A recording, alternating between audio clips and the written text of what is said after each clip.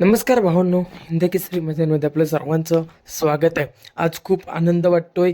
आज जरी बकासूर हारला असेल तरी पण बकासूरचा भाव म्हणजेच महाराजने आज कुठेहीच मान खाली करून नाही दिली, मान खाली पाडून नाही दिली. आज महाराज गुलालामध्ये राहिला.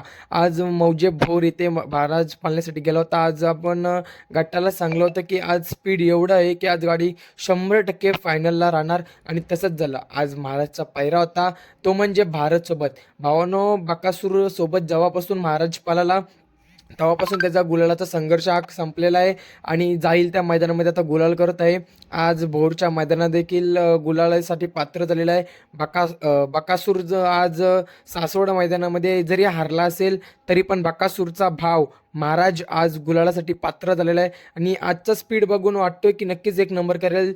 थोडी भारतनी साथ दिली पाहिजे कारण सेमीला तुम्ही बघू शकता खालपासून त्या निकाल रेषेपर्यंत महाराज ओढत आहे भारतला. तरी पण भारत चांगला पळाला आज. बघूया फायनलला किती नंबर करतोय, कमेंटच्या माध्यमातून कळवायला विसरू नका.